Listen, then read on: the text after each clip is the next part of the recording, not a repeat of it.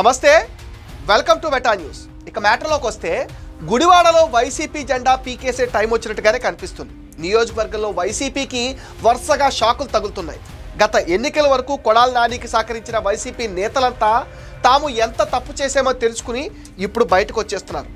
జగన్ భజన కోసం కొడాలి నాని అడ్డమైన వాగుడు వాగి అడ్డంగా బుక్ అయిపోతే ఆయన నమ్మిన వారికి ఇప్పుడు తత్వం బోధపడుతుంది. నాడు అధికారం మత్తులో నేతలు కొట్టిన డైలాగులకు గుడ్డిగా జేజేలు పలికిన నాయకులు ఇప్పుడు వాస్తవంలోకి వస్తున్నారు. తాము ఎంత మోసపోయామో, ఎంతలా మోసగించారో ఇప్పుడు అర్థమవుతుందని రియలైజ్ అవుతున్నారు. మంత్రి కొడాలి నానికి అత్యంత సన్నిహితుడు, కృష్ణా జిల్లా వైసీపీ మైనార్టీ సెల్ అధ్యక్షుడు మహమ్మద్ కసీం సంచలన ప్రకటన చేశారు.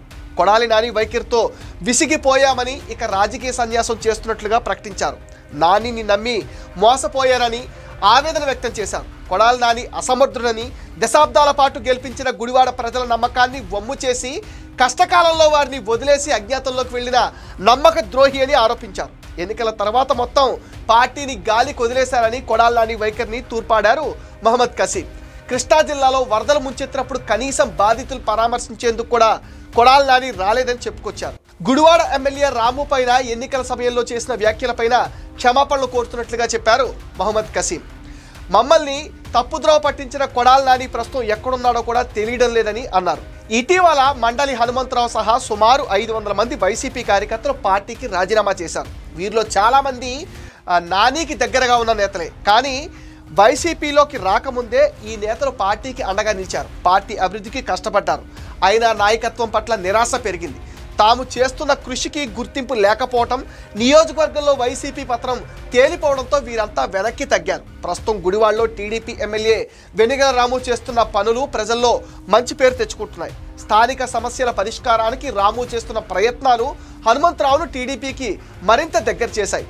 గత ప్రభుత్వంలో ఇష్టం వచ్చినట్లుగా రెచ్చిపోయిన వైసీపీ నేతలు, అవినీతి అక్రమాలకు పాల్పడిన నేతలు కూటమి ప్రభుత్వంలో ఇప్పుడు జైలు పాలవుతున్నారు. ఎన్నికల తర్వాత అనేక కేసుల్లో ఇరుక్కుపోయిన కొడాలి నాని ఎప్పటికప్పుడు అరెస్ట్ అవుతారనే ప్రచారం జరిగింది. అజ్ఞాతంలోకి వెళ్లిపోయిన కొడాలికి ఆరోగ్యం బాగోలేదని, ముంబైలో హార్ట్ సర్జరీ చేయించుకున్నారంటూ వార్తలు కూడా వచ్చాయి. అరెస్ట్ నుంచి తప్పించుకునేందుకే కొడాలి ఈ డ్రామా ఆడారనే ఆరోపణలు సైతం ఉన్నాయి. అసలు కొడాలి నాని గుడివాడలో ఇప్పట్లో వచ్చే పరిస్థితులు అయితే కనిపించడం లేదు. ఆలోపే వైసీపీ అంతా ఖాళీ అయ్యే పరిస్థితులు కనిపిస్తున్నాయి. పార్టీ కోర్ లీడర్లే దూరం అవుతుంటే వైసీపీకి గుడివాడలో రాజకీయంగా మిగిలేది ఏముంటుందన్నది ప్రశ్నగా మారిపోయింది. ఇదంతా వైసీపీ చేసుకున్న స్వయంకృత అపరాధమేనని అంటున్నారు. కొడాలి నాని లాంటి బూతు నాయకుడిని జగన్ కంట్రోల్ చేసి ఉంటే ప్రజల్లో వ్యతిరేకత వచ్చేది కాదని కూడా చెప్తున్నారు. రాజకీయ భిక్ష పెట్టిన తల్లి లాంటి పార్టీని వదిలి వైసీపీలోకి వెళ్లిన కొడాలి జగన్ మెప్పు కోసం చాలా దిగజారిపోయారు. గతంలో వైసీపీ ప్రభుత్వంలో కూటమి నేతలైన చంద్రబాబు, లోకేష్లపైన కొడాలి అడ్డమైన కూతలు కూశాడు.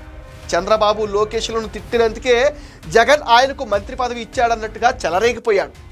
కొడాలి అసభ్యకర భాషను కంట్రోల్ చేయాల్సిన అధినేత ఆయన తిట్ల పురాణాన్ని మరింతగా ఎంజాయ్ చేసేవాడు. మంత్రిగా ఉన్నప్పుడు, ఆ తర్వాత కూడా కొడాలి నాని దాడి కొనసాగింది. దీనిపైన అప్పట్లో టీడీపీ నేతలు ఫిర్యాదులు చేసినా పోలీసులు కేసులు నమోదు చేయలేదు.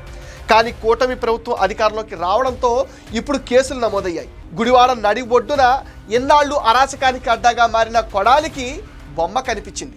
ఇప్పటికే గుడివాడలో వైసీపీ కార్యాలయం ఖాళీ అయిపోయింది. గత 5 ఏళ్లుగా అధికారాన్ని అడ్డు పెట్టుకుని కొడాలి నాని శరత్ థియేటర్ను ఆక్రమించుకుని వైసీపీ కార్యాలయంగా ఏర్పాటు చేసుకున్నారు. ఎన్నాళ్ళు ఎదురు చెప్పలేక మౌనంగా భరించిన థియేటర్ యాజమాన్యులు కూటమి ప్రభుత్వం రాకతో తమ ఆస్తిని స్వాధీనం చేసుకున్నారు.